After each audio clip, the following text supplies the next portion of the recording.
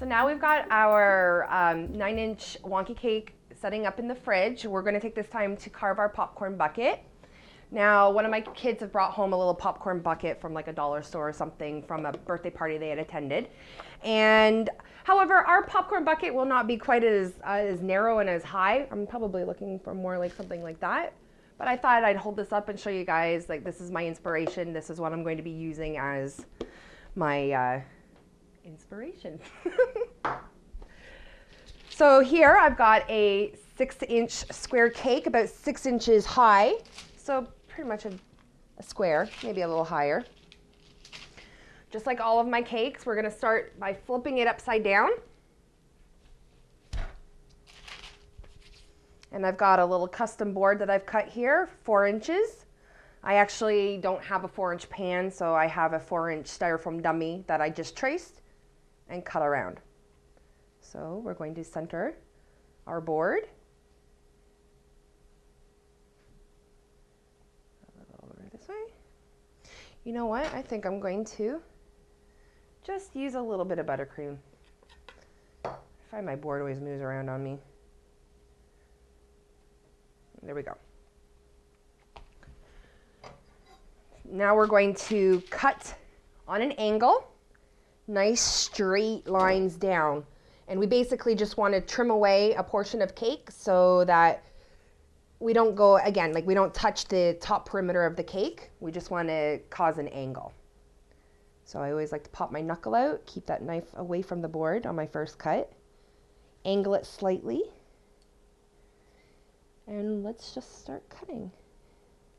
Take your time, nice and slow.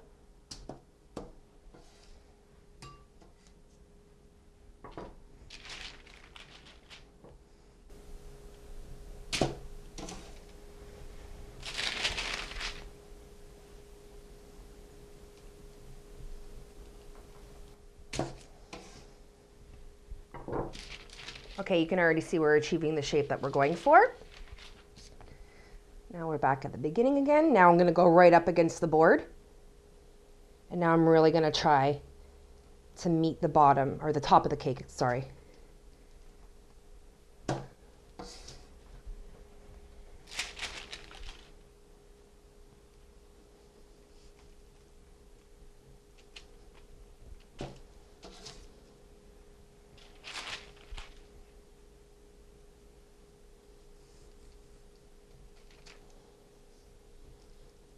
Try to hold your knife straight.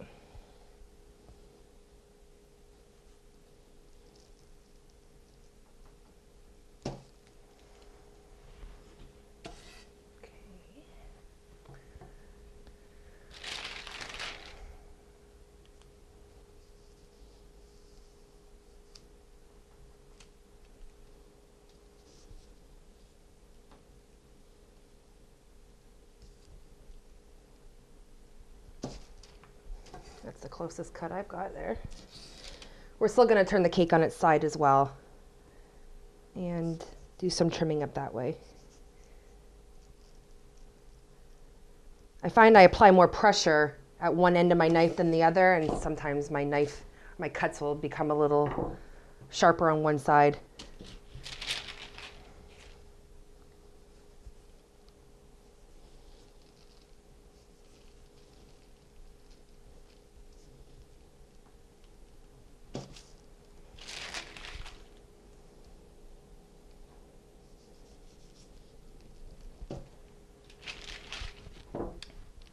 Okay, so now at this point I'm going to flip my cake around, see if I can start coming down from the top down to the bottom, help meet some of these lines up. I'm ready to flip the cake right side up and start cutting from the top down to the bottom, trying to match those lines up. Careful not to shift your board. Okay, I'm just going to take a look. Yep, I'm almost there. So now, all I'm going to do is I'm going to take my time here because I don't want to screw this up. Is I'm just going to start to shave off this little bit here. Just the bulk. You know what? I think I'm going to try something. I'm gonna lay the cake on its side. I wasn't feeling very confident with my cuts, trimming it from the top to the bottom. So what I'm going to do is I'm gonna take my cake and I'm gonna lay it on its side and use the straight edge of the knife and cut straight down. And hopefully that will make me feel better about my cuts. So just lay it on its side. And then what I like to do is I'm going to match these, the straight edge of the knife to the corners. And then I'm going to trim off anything that crosses my path. Focus on your cake too. Make sure you don't go all wonky.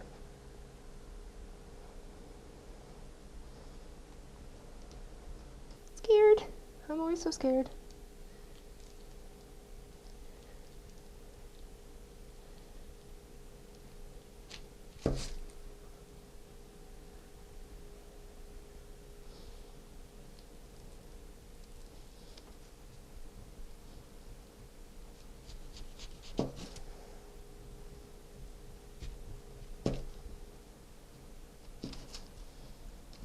We're going to try our best to make it perfectly flush, but if we can't, because sometimes your cake will shrink and one layer will be a little bigger than the other, we'll just fill those voids in with buttercream.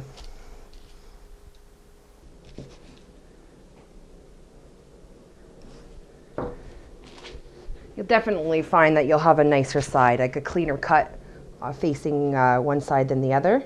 Of course, that will be our front then. I'm actually closing an eye, and it's giving me a better perspective. Wow, this cake is giving me issues.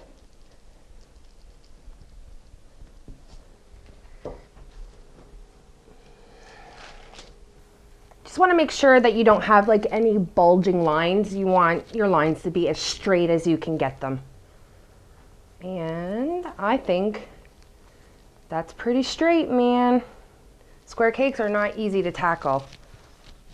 Okay, this cake is ready for crumb coat. I'm ready to crumb coat my popcorn bucket now. As you can see down here that I have it upside down for easier icing because of the angles and everything. It'd be kind of difficult, so I flipped it upside down, and we'll ice it up until a point and then flip it right side up and then finish off the top. So I'm going to get started here. So we're just going to crumb coat our cake all the way around.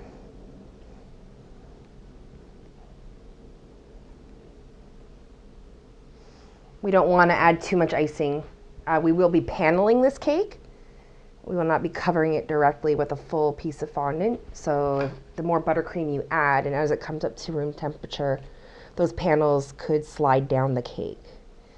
So we want very little, just enough to act as an adhesive for the fondant. I am not a fan of crumb coating square cakes. They are very difficult. I'll crumb coat a round cake any day, but squares, they're quite difficult.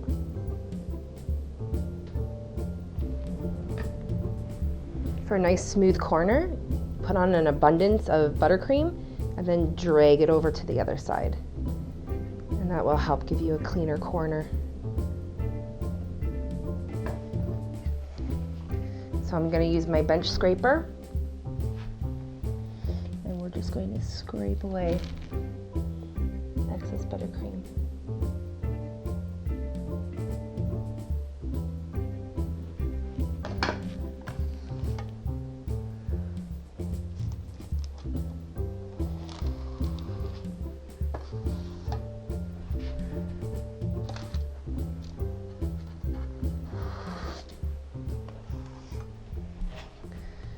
Like that.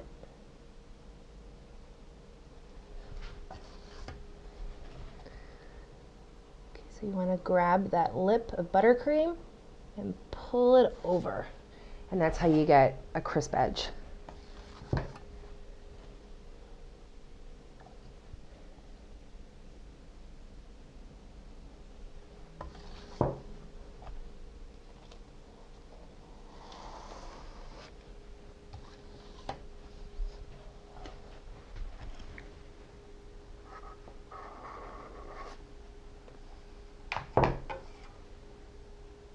Always clean the excess buttercream off of your bench scraper, and it'll help keep your buttercream smooth.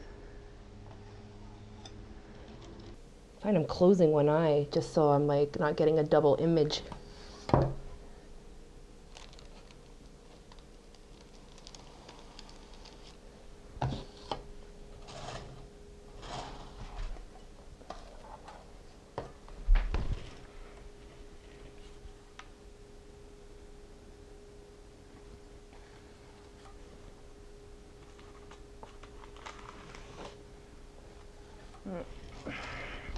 That edge was not kind to me.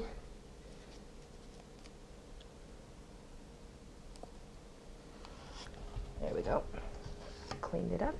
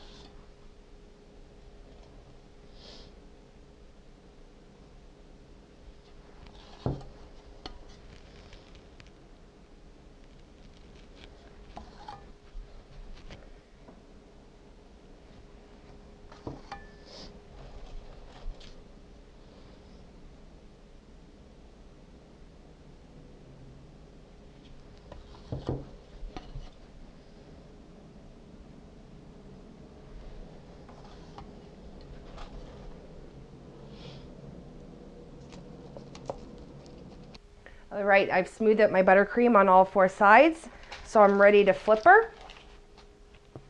So I made sure to do this on top of a board for easy flipping.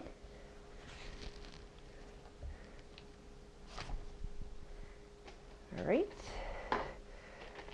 take away our parchment paper. And now we just want to add a very thin layer of buttercream to the top, just to lock in all the cake.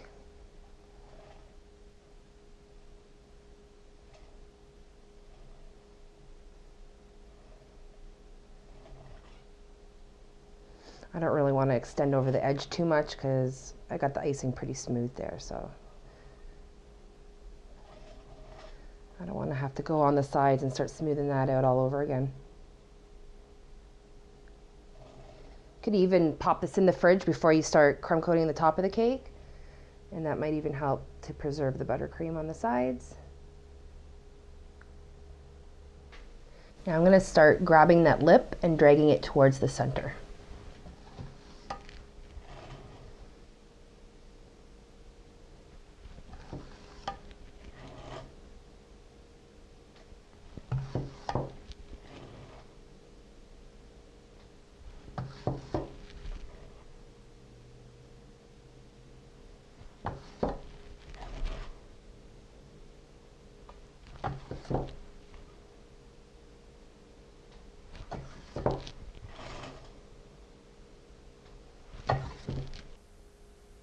I'm all done crumb coating my popcorn bucket now. It's not absolutely perfect, but hey, it's gonna be covered in fondant and decoration, so it's the best it's gonna get.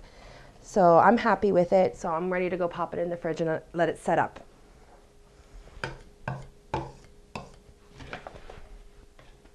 So I'm just gonna use my offset spatula, slide it underneath the cake.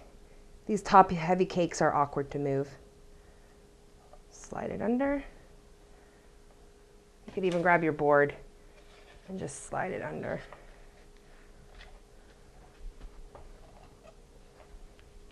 Nope, that's not gonna work. Let's go with a larger one.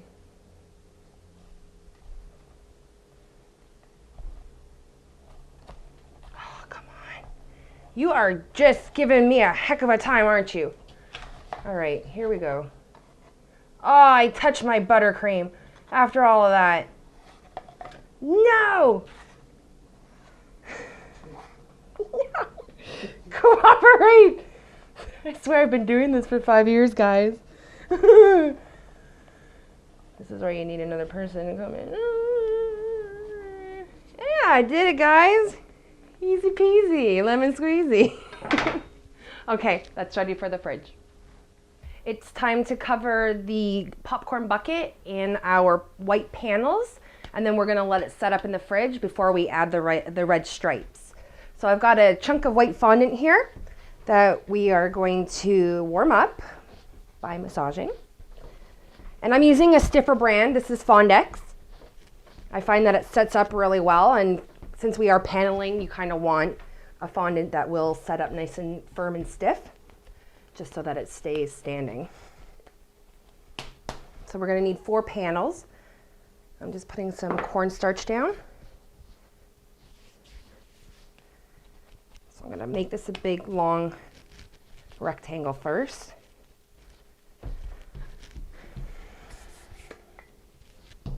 A little bit of cornstarch. I like my old-fashioned grandma's rolling pin. So I'm gonna roll this out, and I'm gonna actually let it set up for maybe like 20 minutes.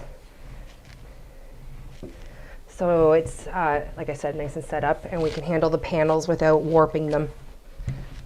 Okay, so the fondant has been drying for about a half an hour now, so it's nice and firm and ready for our paneling on our popcorn box. But before I do that, I'm just gonna quickly roll out a small piece that we're gonna cut in a square shape to lay on the top of our box first. So I'm just gonna quickly do that.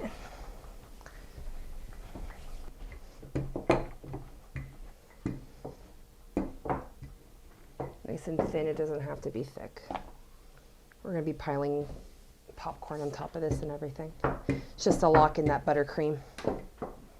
I'm just gonna use a 6-inch square cake board as a template to cut out my square for the top of the popcorn bucket.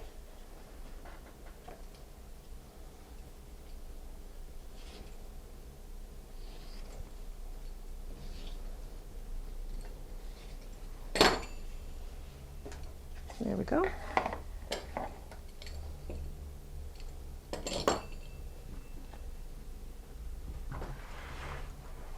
Actually, I'll just grab it.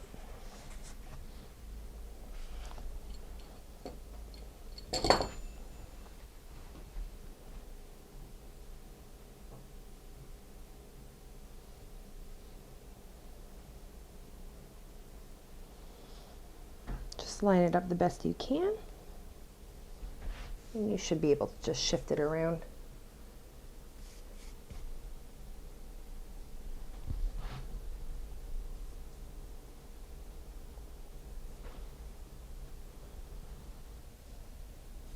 You can just use your smoother and a palette knife and just trim.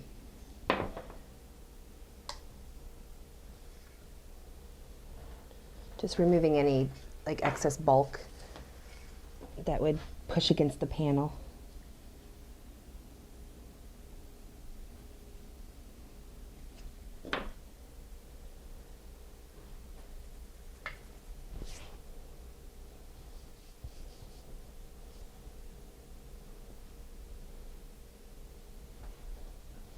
All right, that's good enough. Okay, now we can start cutting our panels. I'm gonna pop this back on the turntable. Let's begin paneling our popcorn box. So I've got a ruler here, and I've got a large scalloped frill cutter. I've got my pastry wheel, or even like a palette knife will do. We're gonna start by cutting away the scalloped edge. Down, and I'm gonna pull this away.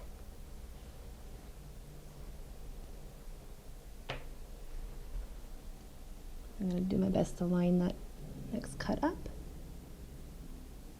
Whoops, that's a little crooked. So right there.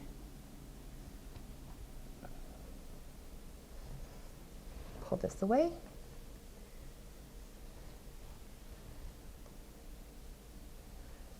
One more cut. A quick little tip on your panels.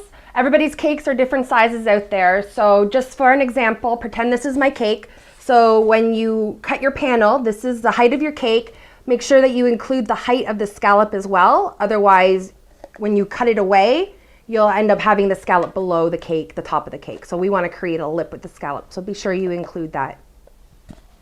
I've measured my cake and I'm ready to cut my panels now. So right from the very top of the scalloped edge, I'm going to make a mark. Mine will be 16 centimeters. So I'm just going to keep going along and I'm just going to keep making a mark at 16 centimeters.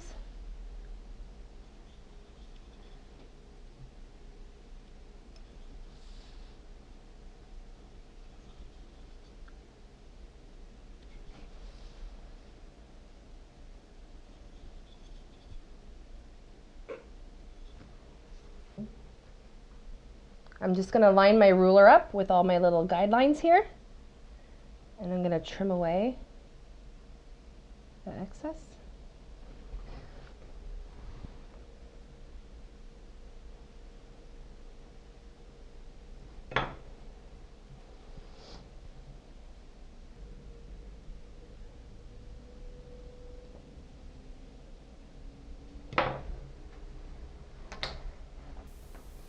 Just take away your excess.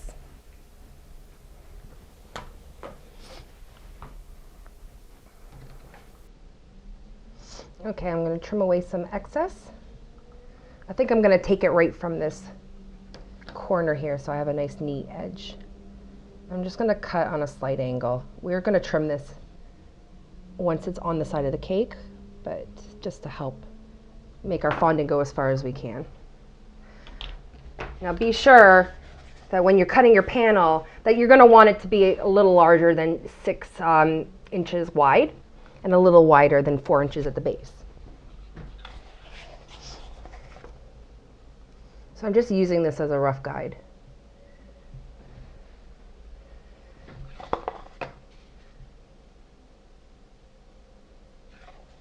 I'm going to trim a little. I wish I could have just cut right from there, but I think just to be safe, I'm going to cut from over here. I'm just going to come straight down. Before you panel your cake, be sure that you pick your 2 worst sides. Like, you don't want to panel your front piece first because we want to hide our seams. So we're going to panel the 2 side pieces, and then the front panels will go on last, and the back panel, and that will hide up all the seams.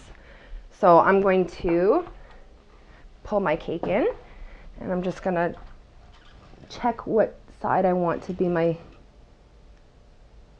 bad side. Like that. Okay. This will be one of my sides.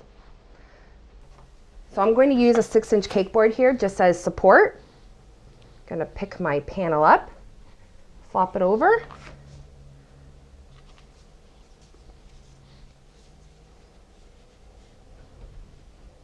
So what I'm going to do is I'm going to bring this up and I'm going to touch the bottom and just push it onto the side of the cake.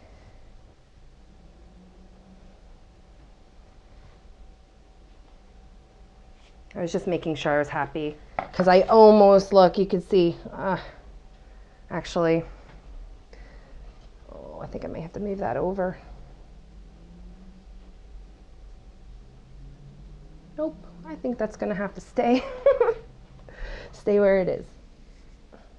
I noticed that the panel is touching the top of the cake, and I'm just gonna secure it with a little bit of water here. So that way I've got a firmer bond. So I'm just gonna get right in there. A little bit of water.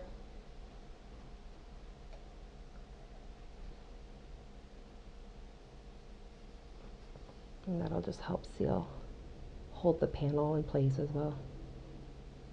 There we go.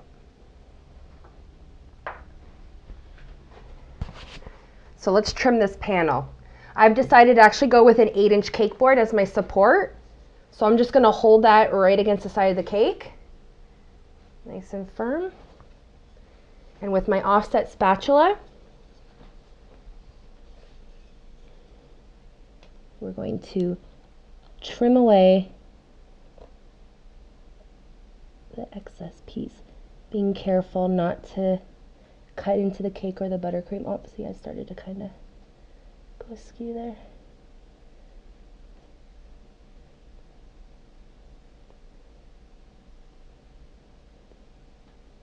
Instead of dragging at this point, as soon as it comes up over the lip, push, and you won't drag. Hopefully this will just peel away. And then you'll have a nice clean edge, like that. Now we're going to repeat that on the other side.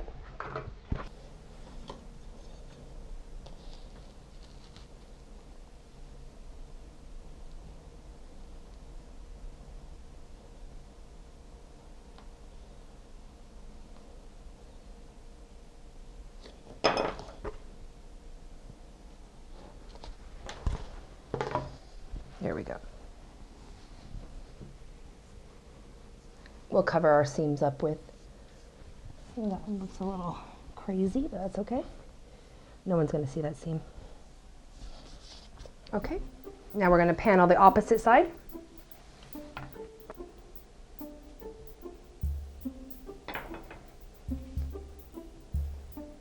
Let's pick up our panel, flip it around.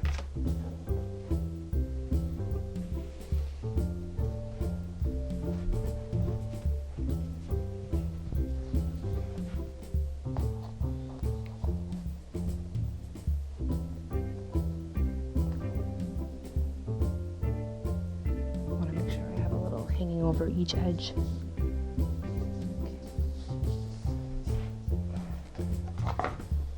Okay, now you're just gonna have to seal it with your hand. Just gonna use that water just to help seal up that edge. If you have a crusting buttercream and your panels aren't sticking, you could always use a little bit of piping jelly, or I don't know if I'd recommend shortening. I'd be worried that it would slide down the cake if you were to use the shortening, but piping jelly for sure. Okay. Now let's trim that excess away. Get our 8-inch board. Cut in and start to slowly come up.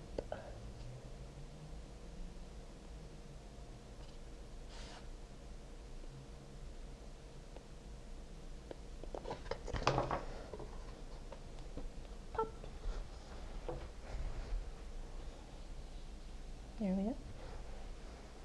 Next side.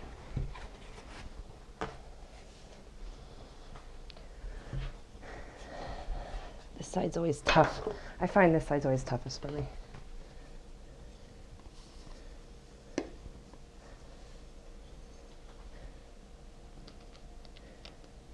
Okay.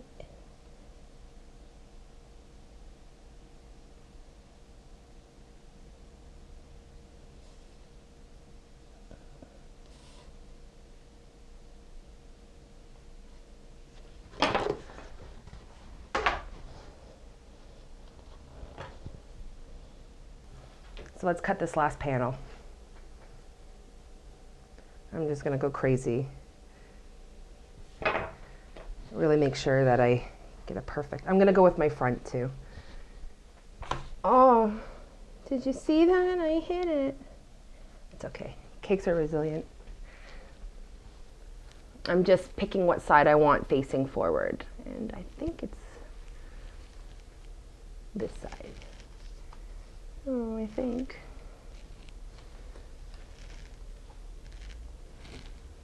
Okay.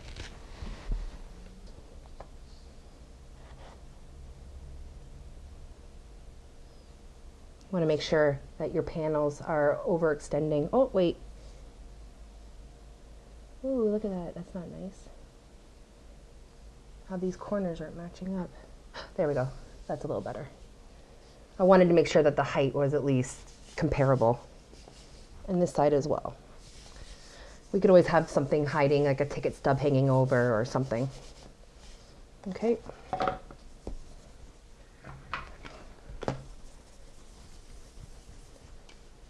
A little bit of water right on the top here.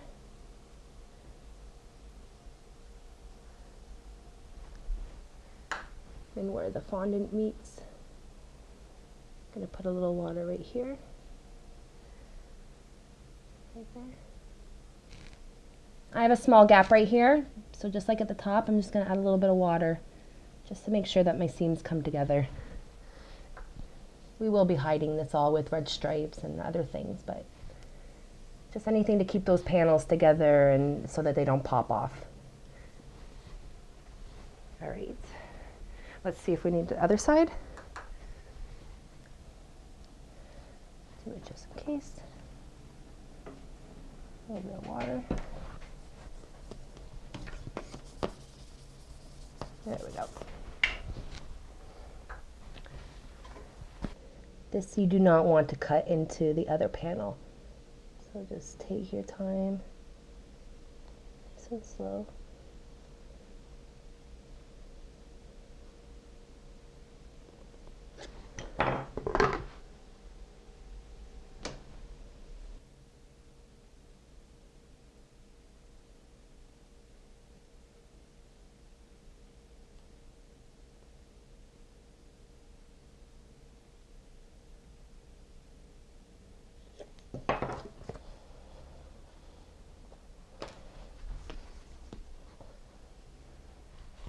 There we go. There's an official paneled side. What? That looks so awesome.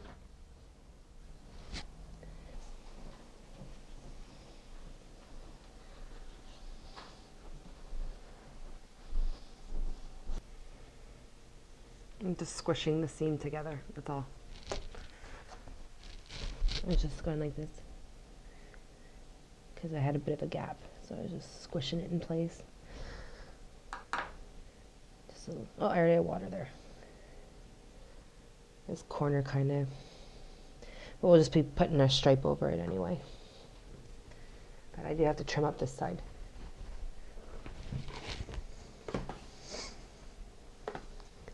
Oh, and it's a tough side too. Oh, I wish I'd done it the other side. Okay, stop moving.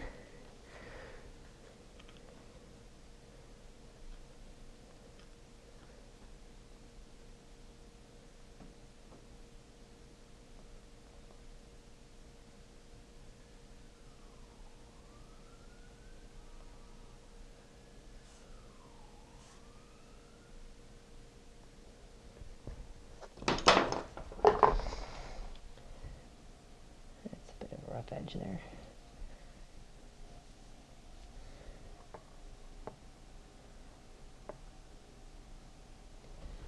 There we go. Fully covered.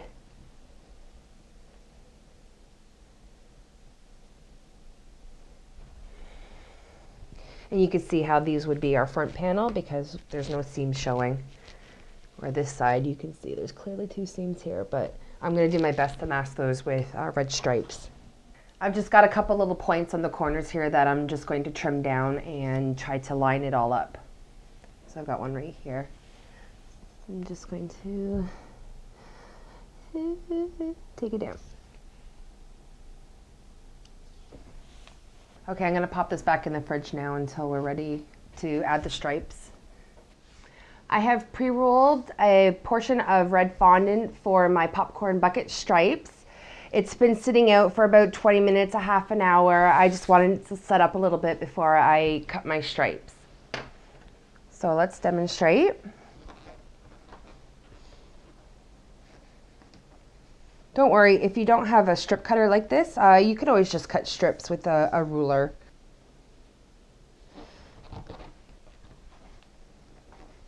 Just give a little wiggle.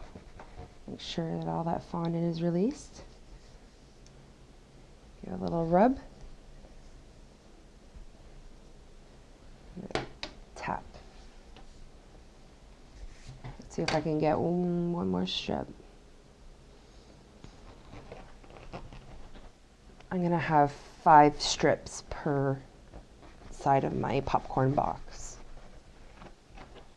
And I'm going to show you how to make 2 stripes out of each strip.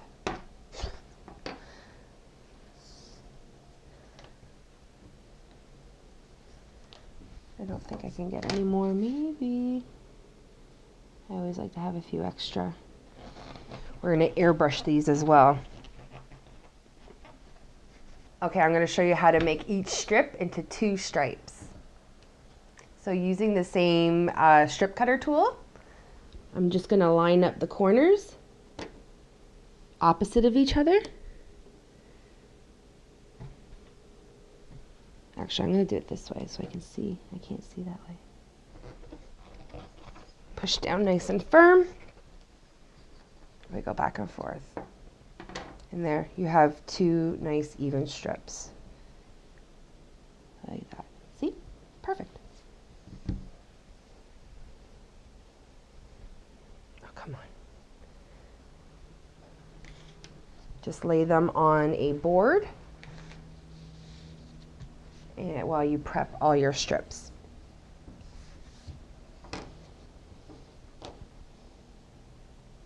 Corner to corner, opposite corners that is.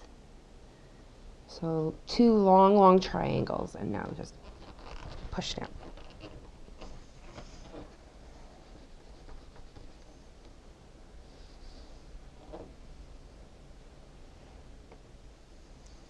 We're going to be trimming them up anyway, so the ends really don't matter. But you can always run your finger down the sides and make sure that you get rid of scraps,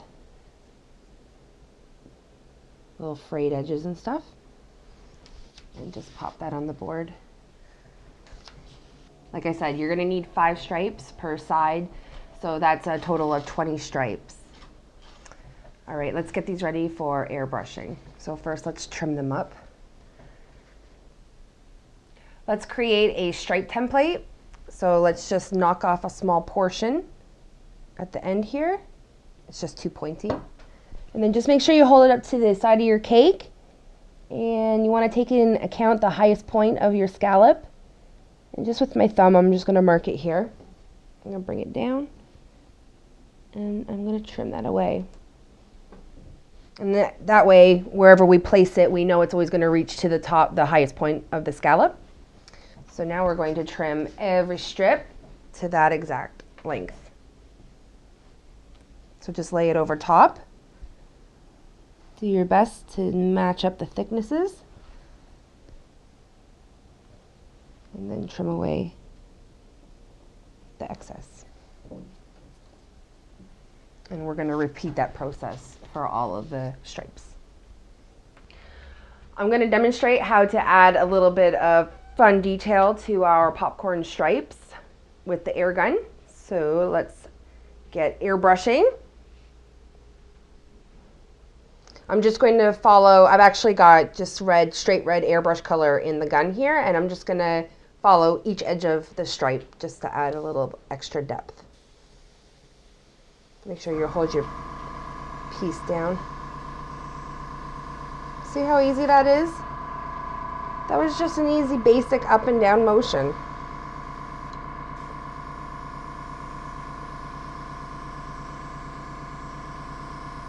You want to always keep moving so that way you don't have a buildup of color in any one spot. That can be a little tricky, but again, as you play with your gun, your confidence will build. So we're going to do that to every stripe.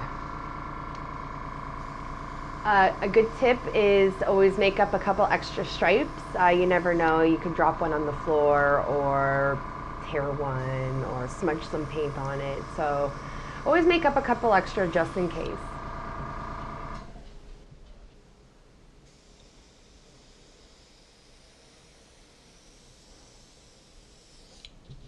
I always like to make 2 passes, one up and then one back. Try not to bring your fingers too close to the edge or you'll end up getting 2 little divots.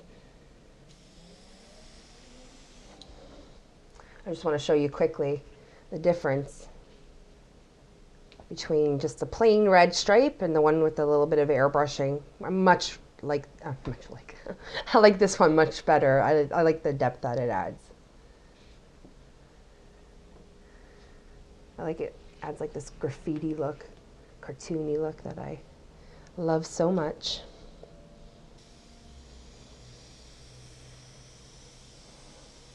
Make sure that you airbrush all 20 strips for your popcorn bucket. Let's begin to apply our stripes to our popcorn bucket. So just to get all the placement right, I'm just going to take a small dab of shortening and just put a little dab on the back. And I'm going to start with my very center.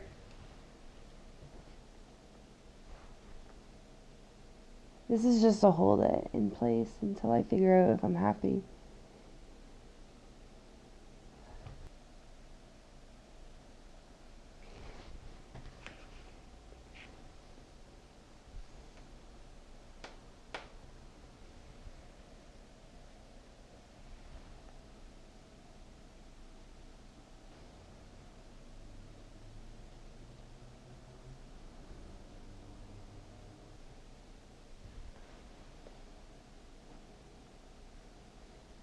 I really like how the airbrushing is turned out. It looks really good. Okay, so now I'm happy with my placement. I'm going to get the same scallop cutter that we used to cut the top of the popcorn panels. Oh, that one just fell. So before I glue them in place permanently, we need to trim them. Shortening, it's like sliding all over the place right now. I can see that I got a little bit of a gap here. It's a little spacing issue. Just gonna move that over a bit. Slide that guy over a bit. So I'm gonna take the scallop cutter and I'm gonna do my best to line it up to the edge, matching that exact scallop. And then I'm going to press in once I'm happy. Make sure you're happy. This panel dips in on me. It's going to be a little more difficult for me. And I'll just concentrate on one at a time then. So I'm starting with the corner and I'm just pushing in. I'm just getting an idea where I need to cut it. And now I'm going to cut it, match that up, and I'm going to remove that excess. I think I'll just remove that too. And now I'll go in, take away that little bit of shortening there.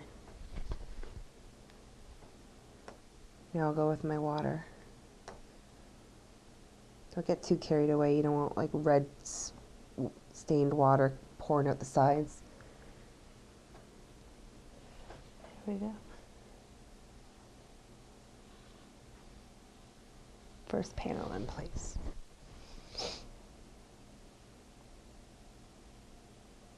Second panel.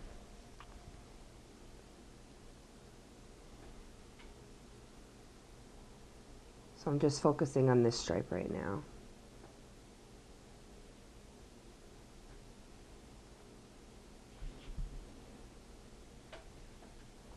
Okay. I'm gonna match that up.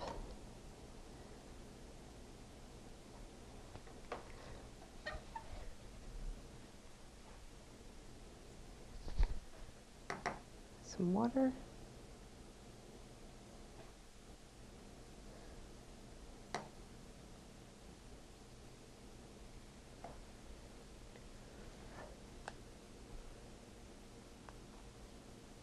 Now we're going to line that back up. There we go.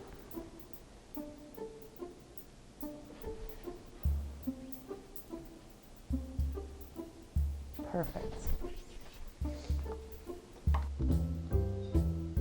There we go. I just needed to get that little mark so I knew exactly where to cut away.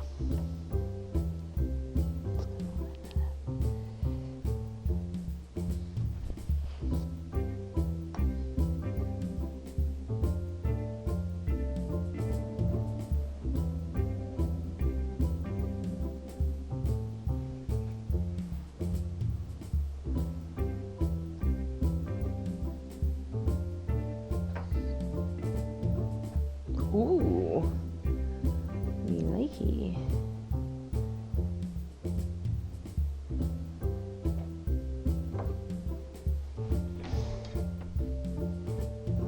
Water.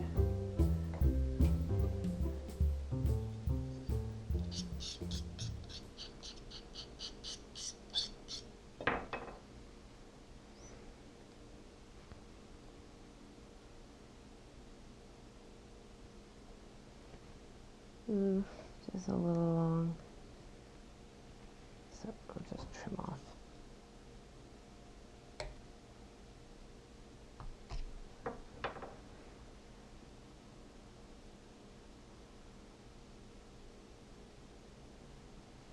Well, no, okay, that's a little too much. I took off. I shouldn't have taken off that second piece. Damn. Dang.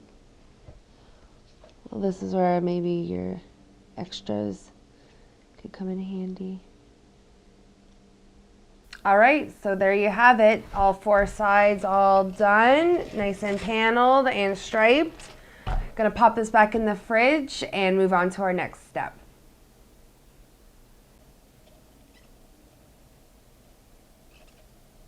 So we'll start by cutting out the popcorn logo, or sorry, the font with red fondant. I'm using Virgin Ice Red here. It's nice and firm. It's perfect for the tappets.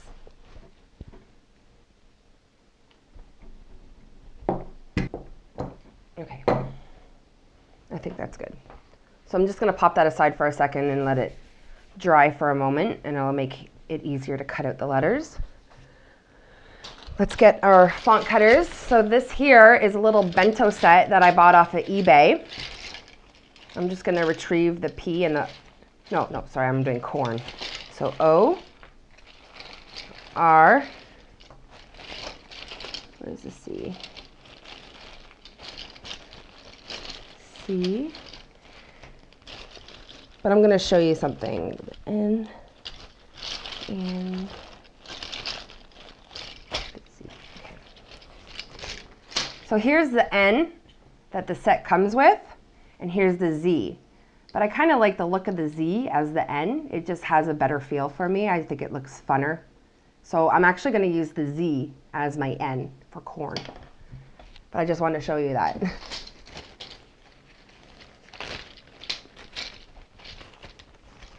And then I also have the lowercase funky letter tappets here for the pop, P-O-P, right here. Let's retrieve our red fondant, and we're going to cut out our letters. We actually also want to cut out this red ring, so if we can actually reserve an area so we don't have to re-roll more red fondant, that would be great. So I'm going to cut the C.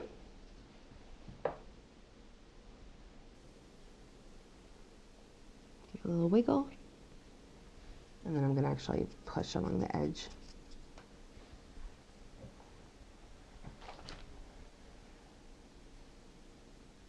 There's our C. Where did someone buy these? I got them off of eBay, and they're like super cheap now. I think you can get them like between $1 and $5, and like even free shipping. There's the O. R,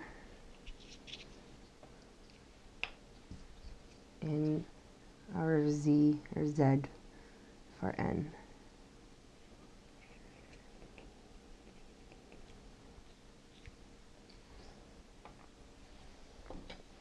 Let's flip these over.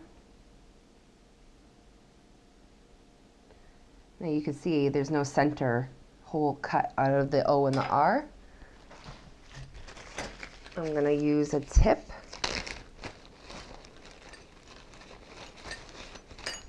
Let's find which one.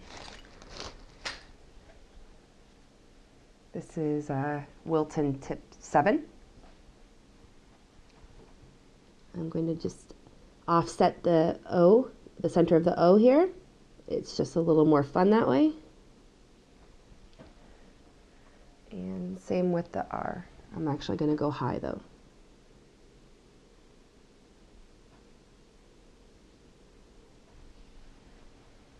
So there we have our corn.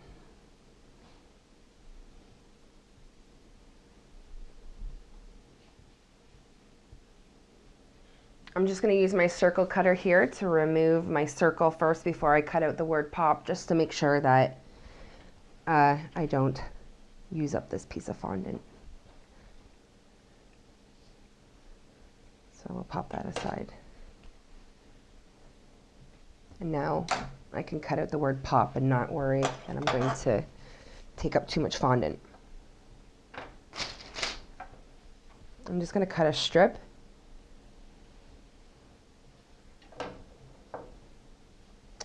And we're just going to take the letter P.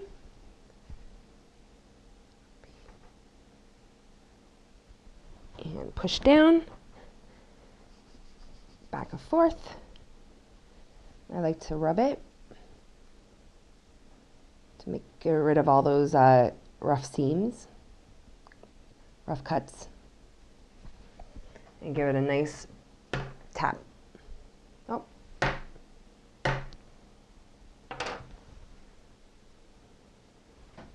There we go. There's our first P. Let's do our second P.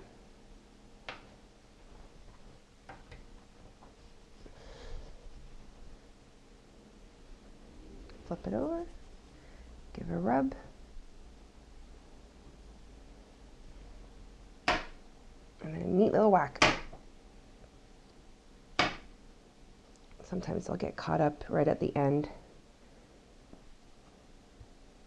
Quick little tug. There you go.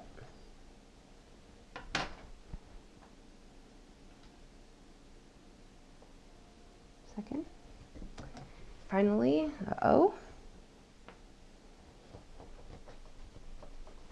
This one's an easy one. And when you push, be sure, you can see there's these little curly Q details that if you just push, you'll actually help to accent that a little bit more as well. There we go. Popcorn.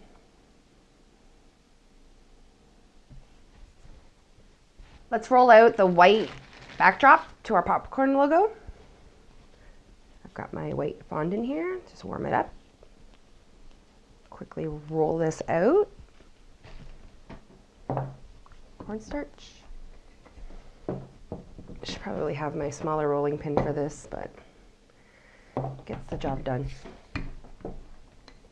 So I'm taking a series of 3 cutters and I'm just using the largest cutter. This will serve as our backdrop. We're going to build everything on top of this circle.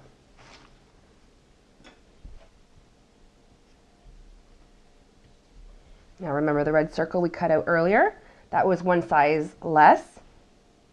Now to create the red ring, out of these 3 cutters, we're going to take the smallest now. And we're going to do our best to just eyeball it, center it, so that we have a nice even ring all the way around. Don't fear if it is a little bit thicker in one spot, it's okay. We're just looking for a nice little ring.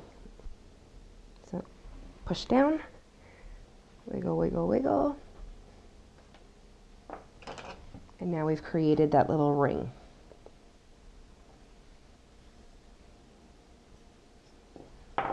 Get our white circle, our red ring, drag it over.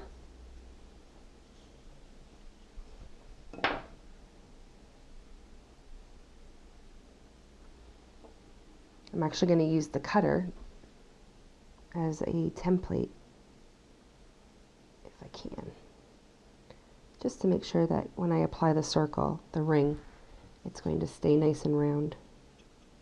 Oh, come on. It won't let me in.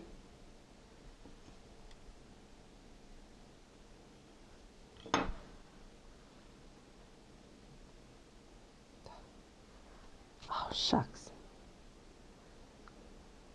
Good Golly. There we go. So now I'm just using that as my guide to make sure that that stays nice and round. A little bit of water. Like seriously, a little bit. We don't want water oozing out.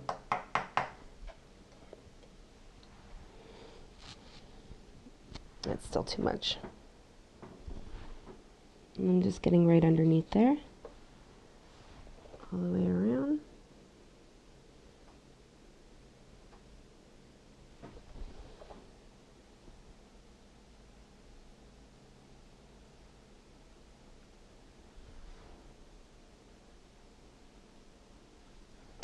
Okay, now I'm going to start to push that down. Set it in place.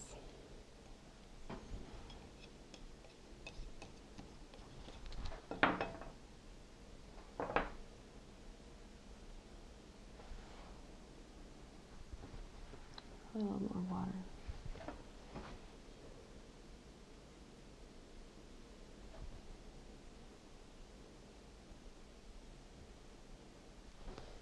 There we go. Now we're going to arrange our lettering. I like to put it in there first. Make sure that I got all the space I need before I actually cement it in place.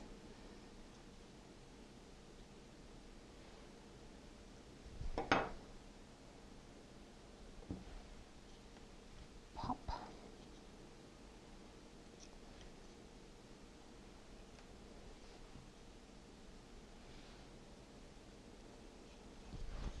Okay. I've even grabbed my iPad, and like when I play with the arrangement, I'll like take a quick little shot of my end product. So I'm like, okay, that's exactly how I have to lay the letters when I glue it in place. So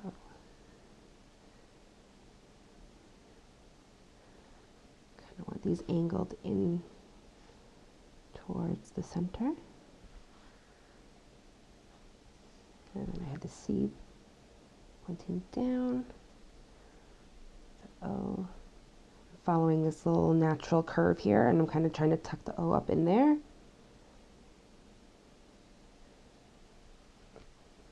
Kind of like that. You play with it. You may not have the exact same circle cutters as me, so your space might be greater or more limited. Once you're happy with that, then you go ahead and glue it all into place with a little bit of gum glue or water. Doesn't matter. I like my little palette knife because it just gets right up underneath. You don't have to smash it up with your fingers. Just very little bit of water.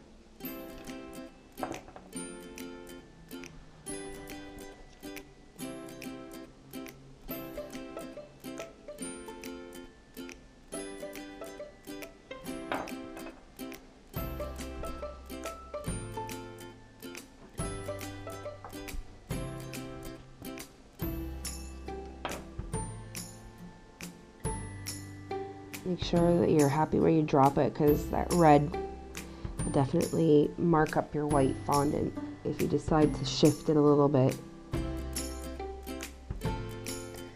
Now for the O.